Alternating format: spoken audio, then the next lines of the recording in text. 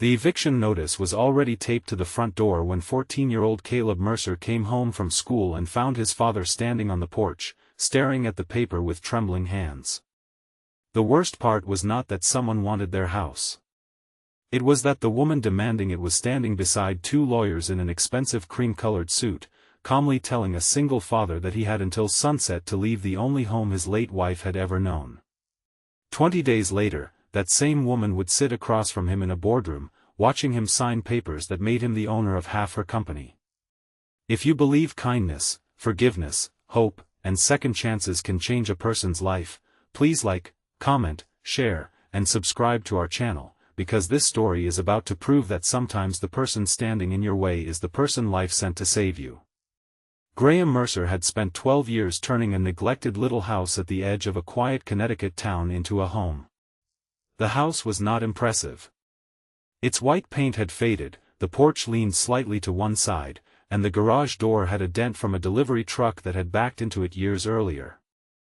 But every corner carried a memory. His wife, Eliza, had planted lavender beside the kitchen window. Their son Caleb had learned to ride a bicycle on the driveway. Graham had measured Caleb's height against the hallway wall every birthday, leaving tiny pencil marks that he refused to paint over.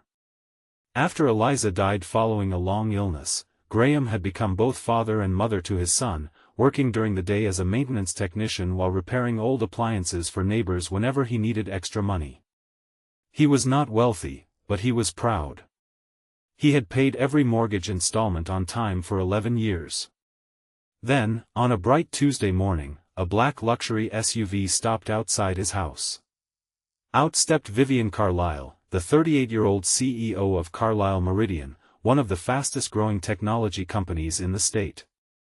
She had built the company from a small consulting firm into a multi-million-dollar corporation, and newspapers often described her as brilliant, ruthless, and nearly impossible to negotiate with. She had recently purchased several properties surrounding the Mercer home as part of a planned corporate expansion. The problem was that Graham's house was the final piece of land she needed. Her lawyers had apparently discovered an old title discrepancy involving the property, and Vivian believed she had enough legal leverage to force Graham out. She did not know that Graham had already spent months fighting that same discrepancy. When she approached him that morning, Graham listened quietly as her attorney explained that the property had allegedly been included in an old development agreement and that Carlisle Meridian now claimed ownership rights. Graham showed them his mortgage records, tax receipts, insurance documents, and the original deed. The attorney barely glanced at them before explaining that the matter would be settled in court if Graham refused to cooperate. Graham looked at Vivian and asked for time to investigate. She refused. What she did not see was Caleb watching from the upstairs window. He saw his father's shoulders fall for the first time in his life. He saw the man who had held his hand through hospital visits and taught him never to run from a problem standing silently in front of strangers who were trying to take away their home. That afternoon, Graham contacted an attorney, but the initial consultation revealed something frightening. The old development agreement contained a clause that might allow Carlisle Meridian to challenge the property's title. Graham could fight, but fighting would cost money he did not have. For the next several days, his life became a nightmare conducted entirely in daylight. Corporate representatives arrived with documents. Surveyors walked around the property. Neighbors whispered that Graham would probably lose. Caleb stopped inviting friends over because he was ashamed that everyone knew his family might be forced out. Yet Graham never allowed his son to see him break. Every morning, he made Caleb breakfast. Every afternoon, he worked. Every evening before sunset, he sat at the kitchen table reviewing documents under a small lamp, even though he knew that if he lost, there might be nowhere left to sit. On the sixth day, Graham discovered something strange. While repairing an old filing cabinet in the garage, he found a folder belonging to Eliza. Inside were papers she had collected years earlier when she volunteered with a local housing preservation group. One document mentioned the original development company that had owned the surrounding land decades before Carlisle Meridian existed. Graham took the documents to his attorney. A single name appeared repeatedly: Northbridge Holdings. Northbridge Holdings had once owned the entire area, including Graham's property. But the company had dissolved years earlier. Then Graham noticed something even more important. One of the original signatures on the development agreement did not match the archived signature of Northbridge's president. It looked forged. Graham's attorney sent copies to a forensic specialist. The results came back 2 days later. The signature had indeed been altered. But that was not the biggest surprise. The development agreement had been modified after the original sale. Someone had changed the document years after Graham's property had been legally transferred. The discovery should have saved Graham immediately, but there was another complication. The person who had authorized the alteration was connected to a former Carlyle Meridian executive. Graham realized that Vivian might not know anything about it. So instead of attacking her publicly, he decided to investigate quietly. On the 12th day, Graham found an old retired accountant named Howard Voss who had worked for the predecessor company before Carlyle Meridian acquired it. Howard was living in a small retirement community and initially refused to discuss the past. But when Graham showed him Eliza's papers, the elderly man became emotional. Howard revealed that years earlier, several executives had manipulated property records to inflate the company's assets before a major acquisition. The fraudulent records had eventually disappeared into corporate archives. There was one problem. Howard still had a backup file. It contained financial statements showing that Carlyle Meridian had unknowingly inherited millions of dollars in questionable property assets. Graham could have used the information to destroy Vivian. Instead, he asked his attorney to arrange a private meeting. Vivian arrived at Graham's house expecting a frightened man desperate to negotiate. Instead, she found Graham sitting at the kitchen table with 3 folders in front of him. He explained everything. For the first time, Vivian looked genuinely shaken. She had built her entire reputation on controlling every detail. But now she was learning that the company she had inherited years earlier contained a hidden fraud that could destroy not only the expansion project but potentially the company's stock value, investor confidence, and thousands of employees' livelihoods. Graham gave her the evidence. Vivian stared at him and asked why he would help her after everything she had done. Graham looked toward the hallway, where the pencil marks measuring Caleb's height were visible. He explained that his wife had once taught him something simple: winning by hurting someone else was not really winning. Vivian did not answer. She left the house carrying the folders. The next morning, she called an emergency legal meeting. What followed was chaos. Auditors discovered that the questionable property records were connected to a much larger accounting problem. Several executives who had worked for the company years earlier had concealed liabilities. If regulators discovered the issue before the company could correct it, Carlyle Meridian could face enormous penalties. Vivian's board demanded that she resign. Her investors threatened to withdraw.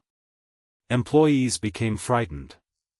And the woman who had once believed she could solve everything alone suddenly found herself completely overwhelmed. But Graham kept helping. He worked with the investigators, provided the documents, and helped identify the properties affected by the fraudulent records.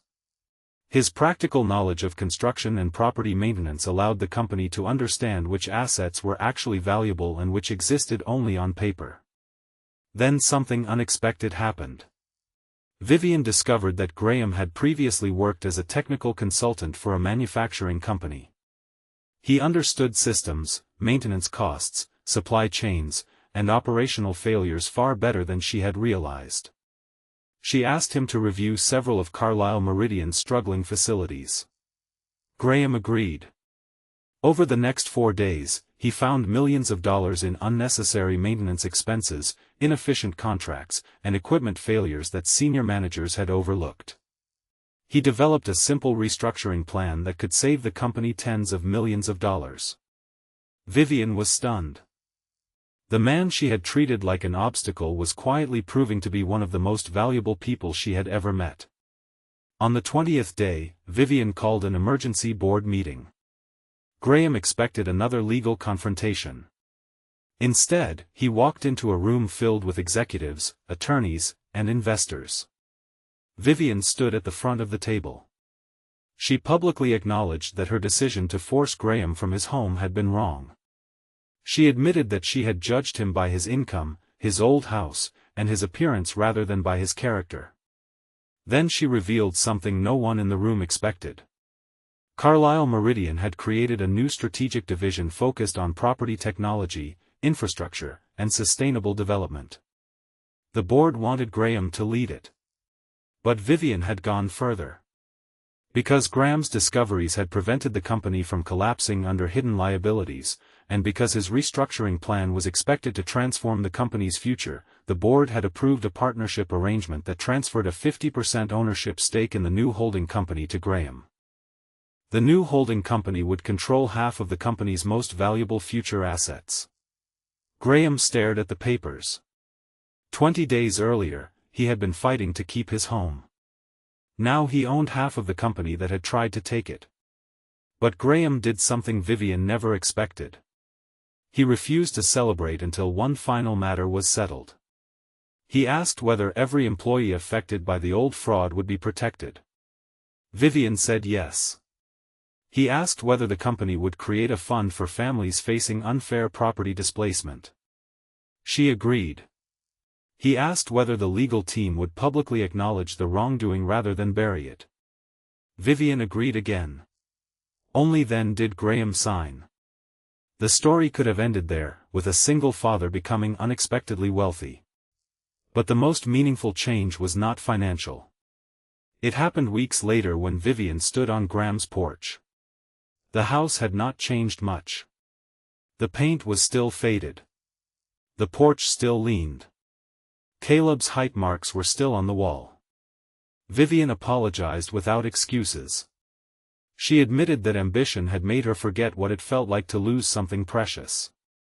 Her own father had lost their family home when she was young, and she had spent years convincing herself that becoming powerful would make her safe from ever feeling helpless again.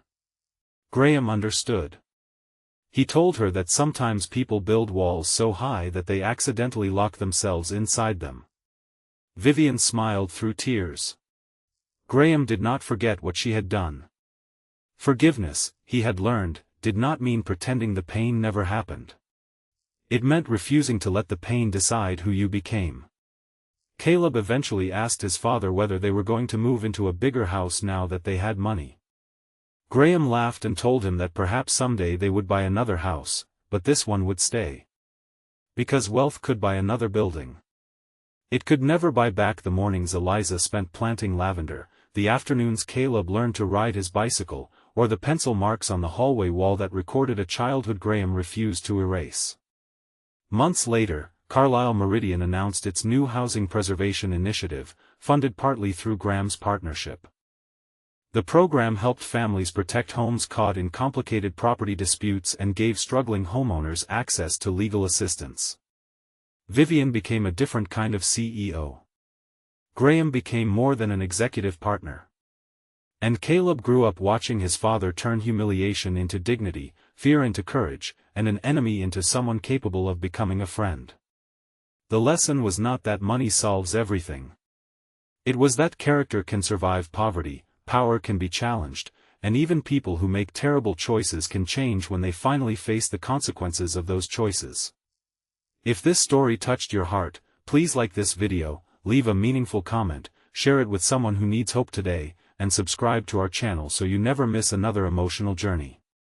Before we end, leave a meaningful comment telling us what you believe Graham's greatest strength was, his courage, his forgiveness, or his refusal to become cruel after being treated unfairly.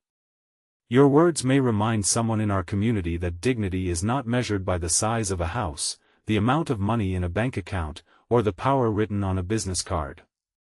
Because sometimes the person everyone underestimates is carrying the one thing no fortune can purchase, a good heart that refuses to break.